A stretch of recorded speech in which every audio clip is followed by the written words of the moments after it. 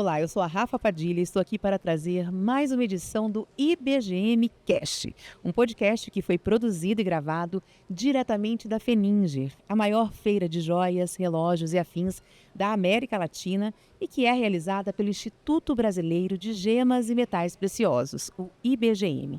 Hoje iremos conversar com Natália Stanik, proprietária da marca Natstan, varejista de joias com vendas exclusivamente online. E para conduzir esse bate-papo, conto com a parceria da simpática e super competente Márcia Crossi. Ela é proprietária da DGNG, consultoria especializada no setor joalheiro. Márcia, é sempre um prazer estar ao seu lado. Seja muito bem-vinda e vamos começar o nosso bate-papo entre mulheres, né? Que a gente adora. Adora. Obrigada, Rafa, que delícia estar aqui. Tava falando que eu vou sentir falta de você. Eu vou sentir que vai acabar a Feninzi e eu vou ficar com saudade da Rafa. Oh, eu também. Natália, super obrigada por você estar aqui com a gente. A Natália vai apresentar para a gente quis trazer esse case da Natália, porque ela é uma marca que tem dois anos. Dois anos de marca. É uma mulher, mãe, empreendedora do nosso setor. Mas é muito interessante que a Natália, antes de começar, ela vem do mercado corporativo, né, Nath? E ela resolveu construir, ela falou assim, na hora que ela decidiu vir para o mercado joalheiro, que a importância de ter uma marca, um direcionamento para conduzir todo o seu projeto e o seu sonho empreendedor, que também não é fácil, né, Nath? Definitivamente não. Nath, conta pra gente como é que foi o seu surgimento, como é que foi o seu início, porque eu acho que várias mulheres estão vivendo exatamente o mesmo desafio que você está vivendo hoje. Bom, antes de tudo, obrigada a oportunidade de estar aqui. Que gostoso poder bater esse bate-papo com vocês e também, né, ter essa oportunidade de contar um pouco dessa trajetória. Eu acho que no começo, bom, eu não venho do mundo da joalheria, né? Então, como a Márcia falou, eu sou formada em administração, eu não tenho ninguém na família, assim, que veio desse mundo. Foi uma coisa que foi surgindo aos poucos, porque acho que eu sempre gostei. E aí, aos poucos, comecei a estudar, a tatear, a entender. E comecei a desenhar uma coisa ou outra de forma quase intuitiva, né? E quando começou a surgir a oportunidade de vender, né? Quando as pessoas começaram a ver, comecei a produzir uma peça ou outra minha, usar. Acho que daí surgiu a necessidade de criar uma marca. Porque antes eu estava fazendo tudo com o meu nome, mas eu senti falta de criar uma marca e de ter esse propósito mais bem definido, essa identidade mais bem definida, pensando numa caminhada mais longa para a marca, na longevidade da marca, na longevidade de criar coleções, porque o que eu gosto é de criar as coleções exclusivas para a Natstan. Então, eu acredito que você só consegue fazer isso e ter uma longevidade na marca fazendo isso se você sabe muito bem quem é a sua marca, para quem que ela está fazendo o produto, né? Qual que é a identidade por trás do teu produto, quais são as pequenas características que vão fazer uma pessoa olhar para uma peça ou para uma comunicação e falar: eu acho que isso aqui tem a cara da Natstan. Então, eu acho que isso, principalmente quando a gente começa pequeno, é o que vai ajudar a gente a se diferenciar no mercado que, querendo ou não, já tem muita gente, né? Então, acho que esse foi um movimento, o aprendizado que foi me levando a buscar isso e fazer essa construção que foi e tem sido tão importante, porque a marca, ela é quase ela vai evoluindo também, né? E é você ter essa definição bem feita é o que permite também essa evolução sem você perder a sua essência, né? Porque quando a gente cria algo, a gente quer que dure muito tempo, né? Não quer uma coleção e acabou. Uma das coisas que eu acho assim, interessante é mostrar como a marca, ela reflete em todos os pontos de contatos da atuação de uma marca, né? Então, a Nath que cria as coleções, Nath, quais são os pilares da Natstan? A gente tem os pilares, eles têm que permear, como você falou, a comunicação, as coleções. Então a gente tem o movimento feminino como pilar, a gente tem a integridade como pilar, a gente tem um mistério como um pilar que pode parecer um pouco estranho falando assim. Porque ele é intangível. Porque é intangível, mas é uma coisa que é muito forte na criação das peças e no que a gente quer comunicar e como a gente quer se associar com essa mulher que vai usar a nossa joia, né? Eu pedi para a Nath falar os pilares, porque eu acho que isso é sempre um desafio que as pessoas não... fica distante do consumidor final ele compreender isso, né? Como que a Natália trouxe esses pilares para o design das joias dela? Então, na hora que a gente trouxe esse feminino, trouxe esse mistério, por exemplo, ela tem uma coleção que ela vai contar para a gente, que é a coleção Figo, né? Que ela lançou agora, Sim. que traz muito essa estética do feminino, né? E só que ela sempre traz nas peças esse derretido, essa forma que não é exatamente precisa, nítida, né? Que dá uma dualidade de interpretação da estética, né? Então, ela trouxe tudo isso sempre nas joias da Natália. Quando você olha, ela tem essa fluidez, nunca é um traço reto, definido e preciso. Então, olha como é interessante a gente ter um briefing de desenvolvimento de marca para poder trazer isso no produto e as pessoas baterem o olho e falarem, essa joia é da Natstan. E você ter essa coisa que instiga a curiosidade, intriga até um pouco a pessoa que olha a peça. Acho que essa é a parte do mistério, que é um pouco do que vem da personalidade da mulher que vai usar essa joia da Natstan, né? Toda mulher tem um mistério, todo mundo tem um mistério dentro de si, Sim. né? A sua personalidade, o seu estilo. E o que a gente quer também é um convite à pessoa a mostrar isso, a aflorar mais isso. E então, as peças, elas têm essa característica orgânica, porque eu quero trazer também um pouco o exercício da gente enxergar a beleza na imperfeição, naquilo que não é... Ela tem fluidez, né? Tem fluidez. E você sabe que eu tive até uma cliente que ela comprou um brinco da Natstan para dar de presente no Dia dos Professores. Então, as mães todas se juntaram e compraram um brinco para dar para a professora. Um brinco da coleção Contour, que tem essa característica. E depois ela veio me contar que causou um exercício na sala de aula com as crianças. Mas o que é isso? Eu vejo uma forma tal. Nossa, eu vejo isso aqui, eu vejo aquilo ali. E a professora, então, exercitou essa perspectiva de cada um olhar e ter o seu olhar, a sua interpretação sobre aquela peça. Deixa eu entender, você começou no meio de uma pandemia, né? Há 2 anos, a sua marca existe há 2 anos, e você resolveu empreender exclusivamente online. Como é que você fez para conquistar uma clientela? Quais foram as táticas de marketing que você usou? Porque, assim... É um desafio. É um desafio. Eu acho que, sem dúvida, esse é o principal desafio. Porque, ao mesmo tempo que o online ele te permite atingir um número enorme de pessoas, também é muito difícil você atingir a pessoa que você, de fato, quer atingir. Seu público. Né? O seu público. E eu acho que esse é um desafio constante para as marcas.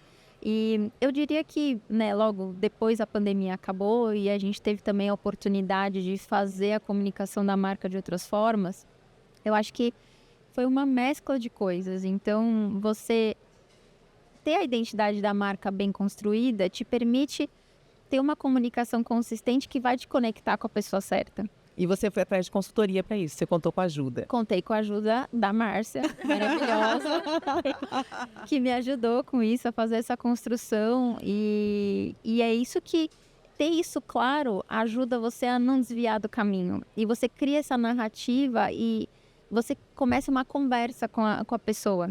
Então, você começa a atingir uma pessoa que também acredita que nessa fluidez, também acredita que tem beleza no imperfeito, também acredita que ela quer usar uma coisa que foge do óbvio porque a personalidade dela é única e ela tem um mistério dentro de si, então o que ela usa vai refletir isso, é uma forma dela se expressar. É uma forma de expressar. Né? Então, eu falo, né, me vestir de manhã é um exercício criativo para mim, né? Então, para outras pessoas, eu sei que é também. Então, eu acho que ter essa... Qual é a mulher que eu quero ser hoje? Exatamente. Não é? Isso é uma coisa muito interessante, né?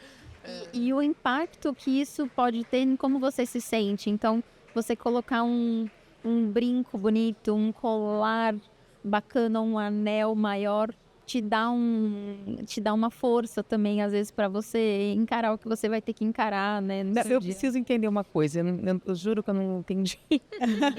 Você era do mercado corporativo, fazia administração, não fazia rabiscos, esses desenhos, Um dia você acordou e falou assim, eu vou virar empresária, eu vou empreender no ramo joalheiro? Porque assim, eu com certeza não faria isso, porque eu faço desenhos de rabisco, né, de pauzinho.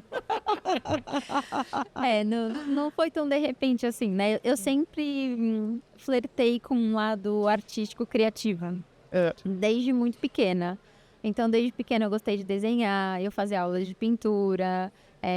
A minha mãe é artista plástica, fez artes plásticas, a minha avó pintava, né? Tá no DNA.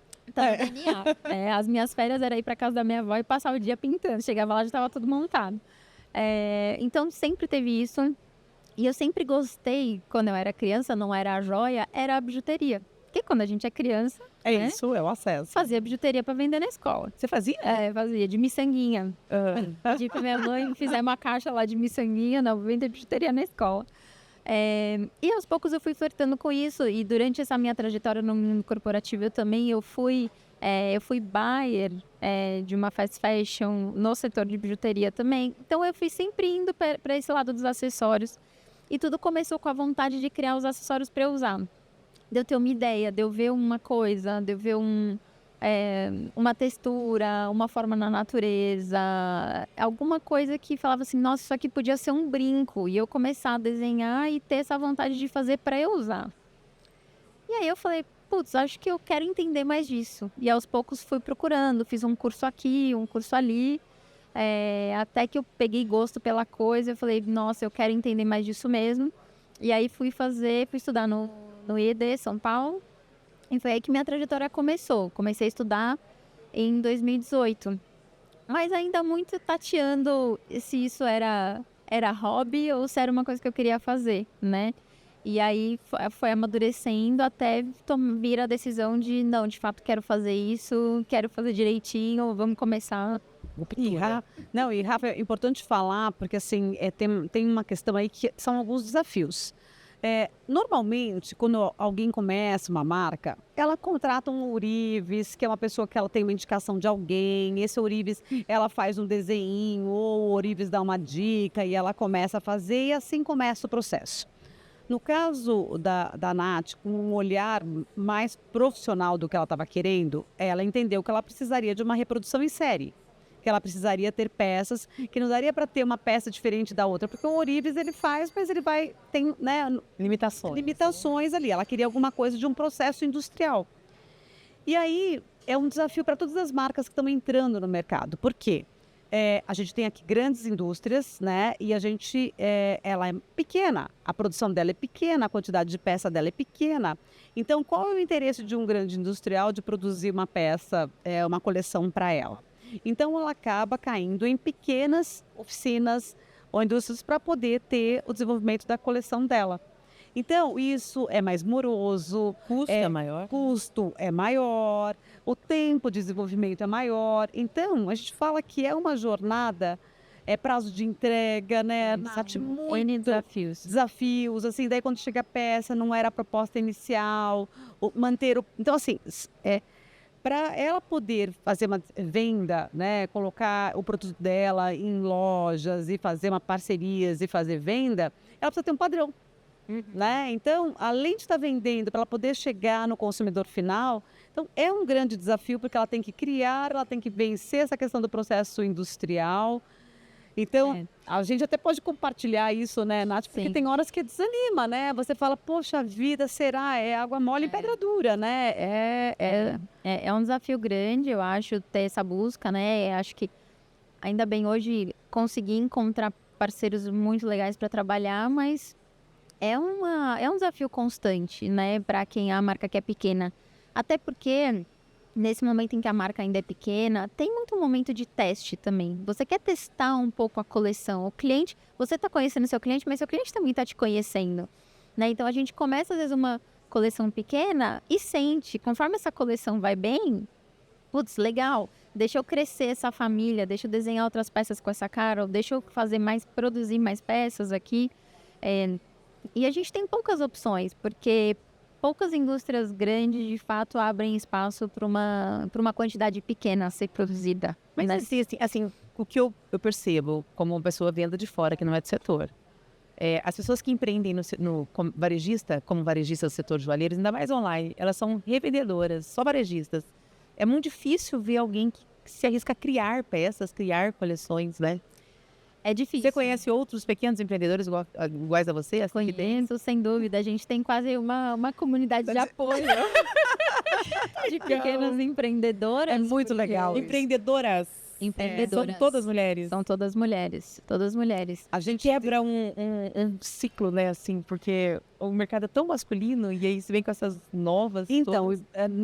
há 2 edições atrás da Feninger, a gente teve um espaço de novos talentos, aonde a gente trouxe 6 marcas, né? A Nath Stam fazia parte de uma das marcas, Sim. todas mulheres, todas nesse desafio, né? Trazendo a sua marca aqui para apresentar como uma inovação. Todas elas são criativas, desenvolvem a parte criativa da marca.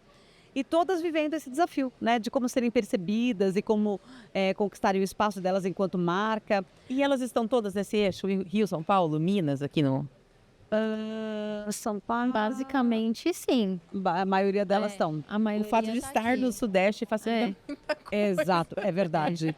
Até pelo acesso produtivo, Sim. Exatamente. Exatamente. Qualificação. E assim, eu vejo, né, eu participo de algumas comunidades, assim, até quando eu fiz o curso, comecei a estudar, muita gente de outros estados vindo para São Paulo para buscar essa informação, buscar essa profissionalização.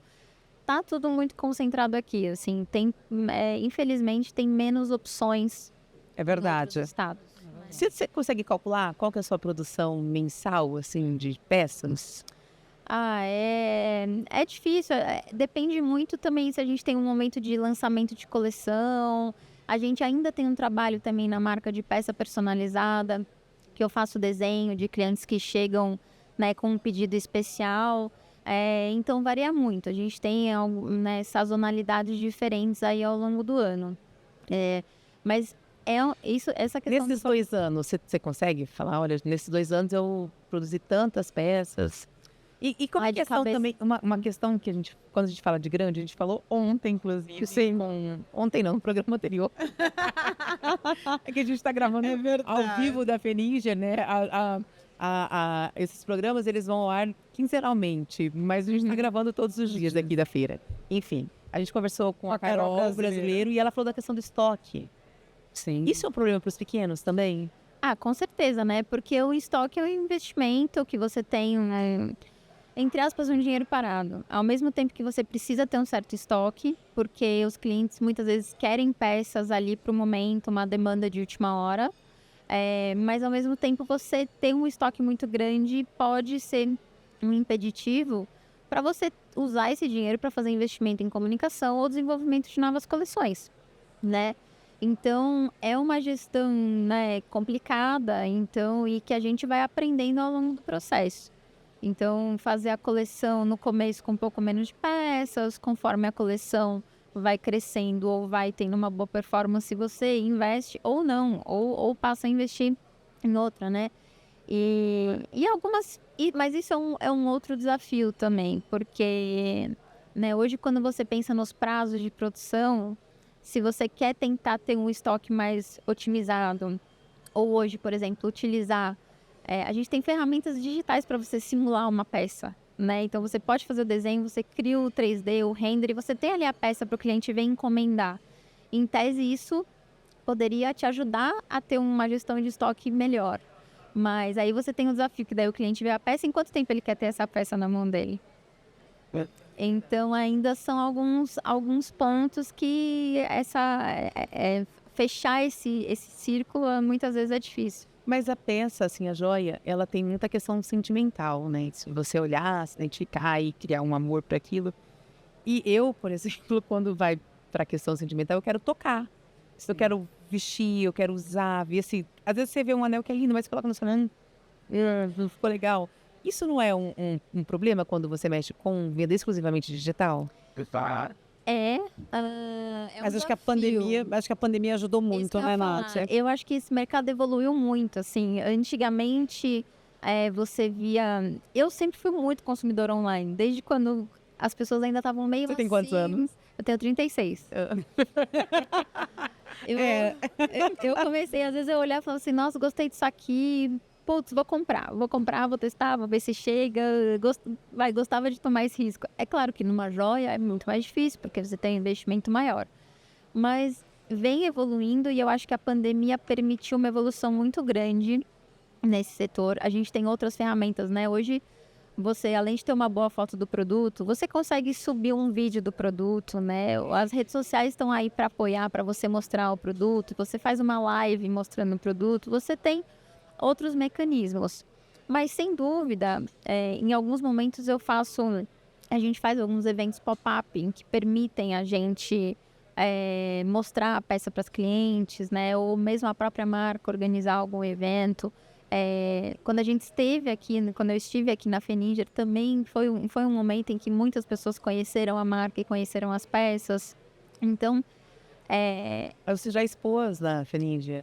2 edições nesse espaço de novas marcas, novos talentos, né, que eles chamaram. muito legal. Então, foi muito legal. Então, as pessoas passam a conhecer. É uma referência, né, Fenindia? Com certeza, é uma Muda referência, vidas, né?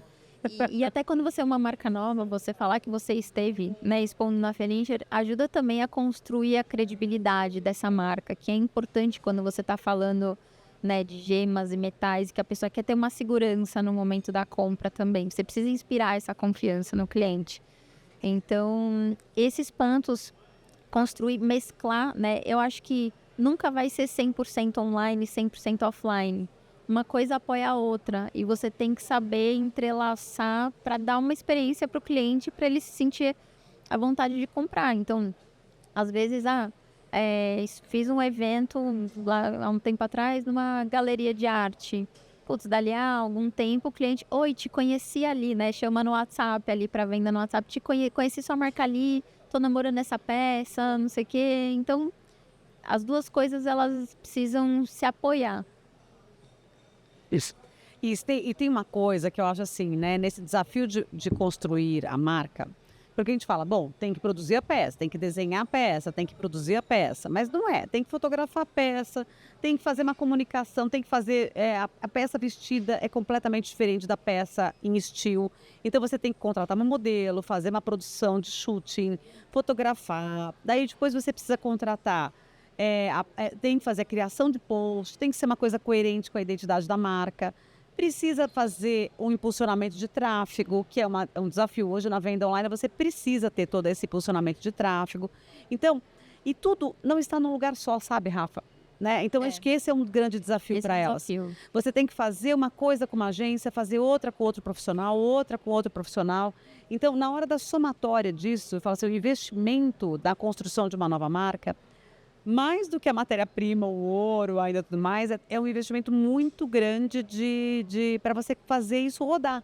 Né? Então, até quando você pergunta quantas peças, pensa, se ela fosse uma marca já dentro de uma loja, num shopping, ela faria uma coleção, passaria X meses, ela teria que fazer já um lançamento de uma nova coleção. Quando ela está no online, essa coleção ela tem que trabalhar quase um ano para poder isso ser percebido no Brasil inteiro ou no mundo inteiro. Então, ela tem que ficar muito tempo persistindo com uma coleção só até que isso tenha visibilidade e percepção. Sim. Né? Então, eu falo que muitas delas acabam ficando cansadas, né? Poxa, eu falo que sempre tem aquela hora de jogar toalha, né, Nath? Assim, não, eu vou parar tudo isso, eu não quero mais. Mas as pessoas estão sendo impactadas pela marca. Só que até essa marca chegar e acionar para compra, demora um tempo. A jornada do cliente na joia, principalmente com uma marca nova, eu vejo que ela é mais longa, né? Tem o conhecer a marca, tem entender o que a marca faz, acompanhar um pouco para ver como é que é dessa marca, se ela é muito nova, se ela é séria, se ela não é. Muitas clientes chegam com uma abordagem, às vezes, de... pedindo uma peça personalizada. Eu tenho ou algumas clientes que começaram assim. Eu quero uma peça personalizada primeiro, né? Aproveitando, às vezes, que nem se falou, o valor emocional. Eu tenho uma pedra que era da minha avó, eu tenho uma peça assim, assim, assado. E depois ela migra para comprar a sua coleção. Então, a jornada... E é isso do que a Márcia falou de ser impactado. Hoje, né? Vamos falar aí do Instagram. O Instagram é a principal ferramenta que a gente usa, né? Para comunicar. A entrega dele mudou muito ao longo dos anos. Exato. Né? Você não tem uma entrega orgânica igual você tinha anos atrás. Você precisa impulsionar. Precisa impulsionar o público certo. Como que você vai encontrar esse público certo? Delimitar. É muito difícil. É muito difícil, porque você, né? E é por isso que é tão importante você ter a identidade da marca bem desenhada. Porque uma das formas de você desenhar o público que você quer atingir é pelos pontos de interesse dele. Então, pelo que ele se interessa, quais são as outras marcas que ele segue, quais são os assuntos que ele se interessa que não tem nada a ver com joalheria, necessariamente. Então, tudo isso te ajuda a afunilar cada vez mais. Mas também para a ferramenta aprender isso leva alguns meses, né? Então, aí tô falando até um pouco do meu lado marketing, né? Exato. Mas a ferramenta demora ali alguns meses para aprender e ir refinando e te entregando resultados mais assertivos, né? Quando eu comecei a fazer, a primeira vez que eu fui fazer tráfego, chegou, assim, deu tudo errado no começo, assim. Chegaram outras marcas de joia para me seguir. Aí eu falei, não, peraí, não, vamos revisar aqui essa segmentação, como é que tá isso? E aí a coisa endireitou e foi. Mas é um processo, né? Mas você, com essas suas peças autorais e diferentes, com movimentos fluidos e tudo, você consegue sair do tradicional, porque o mercado é muito tradicional. E você tem muito público jovem, porque assim, o que eu percebo é que o mercado tem dificuldade para atrair essa clientela mais jovem. Jovem não gosta de joia. Jovem gosta de viajar, jovem gosta de botox, cirurgia plástica, bioestimuladores, não é verdade? Celular de última geração.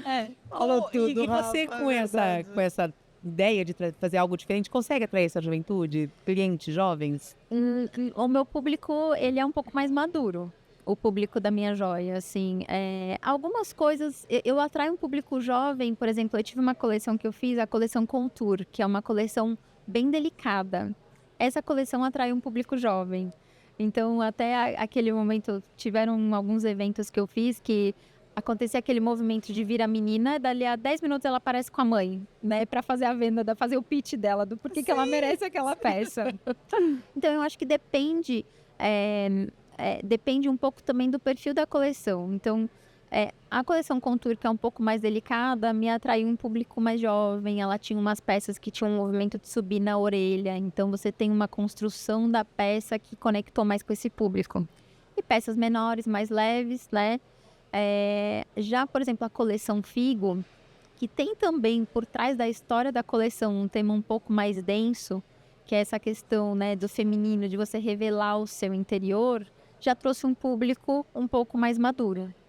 Então, eu acho que hoje foi muito por esse movimento de você ter coleções diferentes que conseguem conversar com públicos diferentes, mas que são da mesma marca e que a pessoa entende que é da mesma marca porque a identidade está ali, né? Tem uma consistência pelas coleções. De ligação, né, entre todas elas. Tem uma conexão, e as pessoas percebem. A coleção que você trabalha hoje é a Figo, é essa que tá? É a mais recente, na verdade, ela não é a única que a gente trabalha, até porque eu acredito que as coleções, elas podem crescer ao longo do tempo também. A joia que a gente faz, a gente quer que seja temporal. Então, eu quero, inclusive, sei lá, daqui a um ano, lancei a coleção Figo. Daqui a um ano, eu perceber que ela pode crescer e aí eu vou expandir. Então, eu não acredito em criar e encerrar a coleção. Eu acredito que cada coleção meio que é uma história que você vai contando e ela pode... E isso é fantástico. A gente tem marcas que trabalham, né, 30 anos a mesma coleção. A mesma coleção. Ela tem várias coleções, mas ela consegue ter venda e impactar pessoas há 30 anos. É sensacional isso. Então, hoje a gente tem a coleção Figo, que é a coleção mais recente que a gente lançou. E a gente tem também a coleção Contour, que é uma coleção que a gente lançou ano passado, foi logo que a marca começou, foi a primeira coleção que a gente lançou. E a gente tem a nossa linha de essenciais também, que eu acho que é outro desafio, né? Como que você não perde a essência da marca tentando trazer as peças que são mais pro dia a dia, ou um pouco mais básicas, né? Deixa eu te perguntar uma pergunta que não quer calar. Dá para sobreviver? Para quem está nos assistindo, que tem essa vontade de empreender, de criar uma marca com produtos, né, lançar coleções e tal, exclusivas, dá para viver? É uma jornada que ela não acontece da noite pro dia. Então, ela exige muito planejamento, ela exige muita construção, porque exige muito investimento e muita dedicação, né? Então, você construir uma coleção demanda tempo, você produzir uma coleção demanda tempo e investimento. Você fazer o marketing disso também demanda tempo e investimento. Então, assim como o cliente tem a jornada dele para comprar a peça, a marca também tem a jornada dela para amadurecer. Você, nesses 2 anos, já obteve retorno financeiro do seu investimento ou ainda está na fase de Ainda estou na fase. conquista de mercado? Com certeza, porque no momento inicial você tem muito investimento. Investimento para você criar a marca, para você contratar os seus fornecedores, para você construir esse estoque, né? Então, nesses primeiros 2 anos, você tem um investimento maior. Depois você começa a entrar. Agora, tô entrando na fase de manutenção, né? Que você não precisa mais desse investimento inicial pesado. E ansiosa pelo retorno, né, Nath? Claro. Mas é importante, eu acho, as pessoas terem essa, né, essa consciência no final do dia. Não é retorno imediato. Não é retorno imediato. Toda a construção de marca, né? Toda a construção de empresa, né? Você vai abrir um consultório médico, seus clientes vão, no começo você faz aquele investimento para montar o consultório. Não bomba de cliente, né? Não bomba de paciente. Então, você tem essa construção. E, aos poucos, você entra na fase de manutenção. Hoje, eu já estou numa fase de fazer... acho que a parte mais pesada de investimento já foi. Agora, né? Agora você consegue se manter. Começa a colher... Vem a fase mais de colher os frutos, né? Muitos figos. Muitos figos. Colher muitos figos. Né? E a gente está encerrando, nosso programa está chegando ao fim, mas antes de terminar, você poderia deixar um recado, uma dica para quem está querendo empreender? Com peças autorais, gente, né? Não só revenda. Eu acho que a dica que eu dou eu acho que a pessoa precisa querer muito. Porque a jornada não é fácil. E a pessoa precisa... E aí eu vou falar uma coisa que eu aprendi com a Márcia. Que eu acho que a pessoa precisa viver o segmento. Né? Então, porque foi nessa construção, em vivendo o segmento, que você aos poucos vai encontrando os parceiros, os fornecedores. Você não vai fazer tudo sozinho. Não vai. É impossível fazer tudo sozinho. Então, assim... Precisa querer muito, precisa ter persistência e precisa, aos poucos, entrar e viver o segmento para você achar esses parceiros que vão te ajudar nessa jornada, né? E eu não estou falando só de fornecedores. Falo também de fornecedores, mas falo de pessoas que você vai conhecer. No meu caso, que né, a gente brincou, eu conheço outras empreendedoras, né? Que são esse grupo que se ajuda em muitos momentos. Então, isso você só vai encontrar essas pessoas se você viver o setor, né? Então, eu acho que é essa a dica. E planejamento. Essa é a hora da Márcia. Precisa planejar. Porque... A criação de um brand, tudo antes de se arriscar, de investir. Porque mesmo planejando, os imprevistos vão acontecer. Então, sem planejamento, não tem como, porque... Eu acho que, ou até tem como, mas eu acho que você tropeça muito mais vezes. Então, né? Reconstrói muito mais paredes. Reconstrói muito mais paredes. Então, você... Retrabalho é pior. É a pior coisa que tem. E é uma coisa que eu tenho esses momentos. Então, por exemplo, passou um determinado período, tá bom, agora deixa eu sentar, deixa eu olhar o que eu fiz, o que deu certo, o que não deu, Aonde que eu vou... Porque é uma... redesenhar a rota. E redesenhar a rota. Redesenhar a rota. É. Só que isso, né, é o que eu falei, vai um tempo, um amadurecimento, né? Igual o exemplo de, tem coleção que dá certo, tem coleção... Às vezes você super acredita numa peça e a outra peça que você fez meio que para compor a coleção é a que bomba de vender. E aí você fala, bom, né? Então você vai aprendendo isso também e vai recalculando. Eu acho que tem esse nível... até a marca chegar no nível de maturidade. Eu acho que... E a minha marca ainda não tá 100% na maturidade. Eu ainda tô constantemente aprendendo várias coisas. Cada coisa que eu aprendo, né, tem um resultado melhor. Vai cada dia melhor. Mas é uma construção e precisa ser persistente. Que bom que você tem um apoio da Márcia, pra isso dá melhor. O apoio da Márcia é maravilhosa, né? A terapia de marca, Terapia né? de marca, exato. Gente, foi um prazer. A gente encerra hoje. Vai ser difícil ficar sem você. Mas foi maravilhoso conhecer esse mercado, esse setor, conhecer as pessoas que estão envolvidas. Desmistificar muito do que as pessoas pensam sobre isso, né? Exato. Tem gente de todo tamanho, tem gente pequena, tem gente que está começando, tem gente que está estabilizada. É isso. E tem espaço para todo mundo. Tem espaço para todo mundo. E tem verdade. consultoria competente para isso também, né, Márcia? Ai, que maravilha. Você tem. Recomendo. Natália, a gente está dando um brinde aqui, é uma lembrança da Feninger, né? Para que você obrigada. lembre da gente, que tire uma foto com a nossa caneca, poste no seu Instagram e marque lá, Feninger IBGE. Pode deixar. Ou farei. Missão cumprida. Pode deixar. São as considerações finais? Não, acho que, Rafa, primeiro, super obrigada pelo espaço de poder compartilhar e de poder trazer histórias reais. Eu achei que o mais legal desse podcast é que a gente pôde trazer histórias reais que estão aqui dentro de uma Feninger, de um setor, e que quantas pessoas estão escutando esse podcast e que estão vivendo exatamente esse mesmo momento e que isso seja uma luz aí no caminho de todo mundo. Gente, encerramos o nosso IBGM Cast por aqui. Essa não é a última edição, porque em agosto estaremos aqui na Feninger novamente com novos conteúdos para vocês que nos assistem. Até lá. Muito obrigada. Obrigada.